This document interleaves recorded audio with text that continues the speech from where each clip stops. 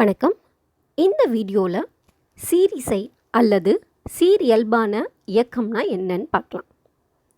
சீரிசை இயக்கம்னா ஒரு சீரான இயக்கத்தை தான் சீரிசை இயக்கம்னு சொல்லுவாங்க. அதாவது பீரியாடிக் மோஷன்.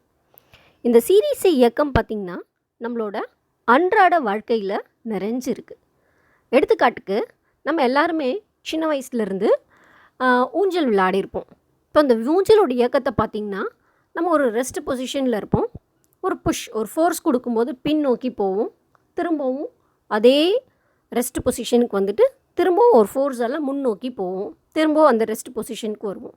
ஸோ அதாவது ரெஸ்ட் பொசிஷன்லேருந்து பின்னாடி போய் திரும்ப முன்னாடி போய் இந்த ஆக்ஷன் பார்த்திங்கன்னா ரிப்பீட் ஆகிக்கிட்டே இருக்கும்.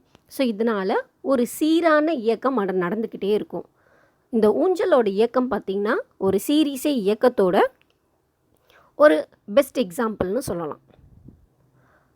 ஒரு துகளோ அல்லது ஒரு பொருளோ அதன் இடப்பெயர்ச்சி அடையும் போது அதன் முடுக்கமானது எப்போதும் ஒரு குறிப்பிட்ட புள்ளியை நோக்கியே இருக்கும். அதாவது நம்ம ஊஞ்சல் ஆடும்போது நம்ம எப்பயுமே மையத்தை நோக்கியே இருக்கும் அந்த இயக்கம். அது மட்டும் இல்லாமல் அந்த முடுக்கமானது இடப்பெயர்ச்சிக்கு நேர் விகிதத்தில் இருக்கும். அதாவது நம்ம போகிற ஸ்பீடு பார்த்திங்கன்னா நம்ம எவ்வளோ தூரம் அந்த மையப்பகுதியிலேருந்து நகர்ந்து இருக்கோங்கிறத பொறுத்தே அமையும்.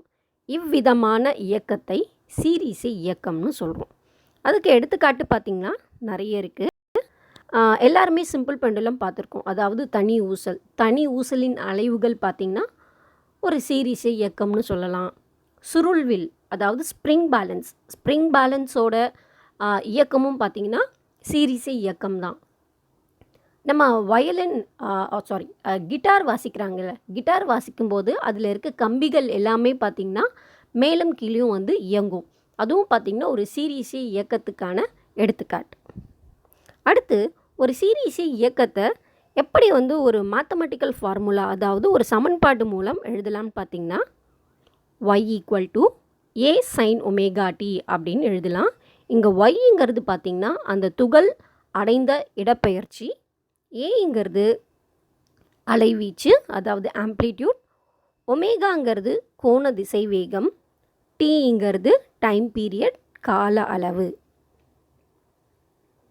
அடுத்து நம்ம இந்த சீரிசை இயக்கத்துக்கு ஒரு வகையீட்டு சமன்பாடை வருவிக்கலாம்.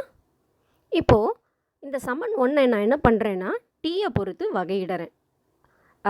D with respect to t differentiate பண்ணலாம். டிஃப்ரென்ஷியேட் பண்ண நமக்கு dy/dt கிடைக்கும். இப்போது ஏவை டிஃப்ரென்ஷியேட் பண்ணால் இட் இஸ் அ கான்ஸ்டன்ட், அது அப்படியே இருக்கும். sin ωtயை நம்ம டிஃப்ரென்ஷியேட் பண்ணும்போது நமக்கு cos ωt கிடைக்கும். அடுத்து அந்த ωtயில் இருக்க டிஃப்ரென்ஷியேட் பண்ணால் நமக்கு ஒமேகா கிடைக்கும். அதை நம்ம எப்படி எழுதலான்னா a ஒமேகா cos ωtன்னு எழுதலாம். திரும்பவும் என்ன பண்ணுறோம், டீயை பொறுத்து இன்னொரு முறை வகையிடுறோம். வகையிடும்போது நமக்கு என்ன கிடைக்குன்னா d²y/dt² கிடைக்கும். ஸோ a ஒமேகா இது ரெண்டுமே கான்ஸ்டன்ட்டு அப்படியே இருக்கும். உள்ளே இருக்க cos ωtயை டிஃப்ரென்ஷியேட் பண்ணும்போது நமக்கு -sin ωt கிடைக்கும். திரும்ப ωtயை டிஃப்ரென்ஷியேட் பண்ணும்போது ஒரு ஒமேகா கிடைக்கும். ஸோ முன்னாடி ஒரு ஒமேகா இருக்குது, பின்னாடி ஒரு ஒமேகா இருக்குது. ஸோ மொத்தமாக -ω² எழுதலாம். இந்த ஏவை உள்ளே இருக்க sin ωtயோட சேர்த்து எழுதலாம். இப்படி நம்ம எளிமையாக்கும்போது நமக்கு என்ன கிடைக்கணும்னா -ω² a sin ωtன்னு கிடைக்கும். a sin ωtக்கு நமக்கு மதிப்பு தெரியும், yன்னு எழுதலாம். So d²y/dt² -ω²y. இந்த லெஃப்ட் ஹேண்ட் சைடில் இருக்கிறத நம்ம என்ன பண்ணலாம், ரைட் ஹேண்ட் சைடுக்கு எடுத்துகிட்டு வரலாம். ரைட் ஹேண்ட் சைடுக்கு எடுத்துகிட்டு வந்தோன்னா நமக்கு d²y/dt² + ω²y = 0ன்னு கிடைக்கும். இந்த சமன்பாட்டை ஒரு சீரிசை இயக்கத்திற்கான வகைக்கெழு சமன்பாடு இல்லை வகையீட்டு சமன்பாடு அப்படின்னு சொல்கிறாங்க. மேலும் நம்ம ஆல்ரெடி என்ன டெரைவ் பண்ணியிருக்கோம், d²y/dt² -ω²yன்னு டெரைவ் பண்ணியிருக்கோம். இந்த -ω²ங்கிறது கோண திசை வேகம், அது ஒரு கான்ஸ்டன்ட். அந்த -ω²க்கு பதில் ஒரு மாறிலி கேயை போடும்போது d²y/dt² = k டைம்ஸ் yன்னு அப்படின்னு வருது நமக்கு. எப்பயுமே ஒரு ப்ரொபோஷ்னாலிட்டி சிம்பிளை வந்து ஒரு விகிதத்தை ரிமூவ் பண்ணுறதுக்கு தான் நம்ம என்ன பண்ணுவோம், ஒரு மாறிலியை போடுவோம். இப்போது அந்த மாறிலியை எடுத்துகிட்டு நம்ம என்ன பண்ணலாம், ஒரு ப்ரொபோஷ்னாலிட்டி சிம்பிள் போடலாம். இப்போ நமக்கு என்ன கிடைக்கும்னா d²y/dt² is proportional to y.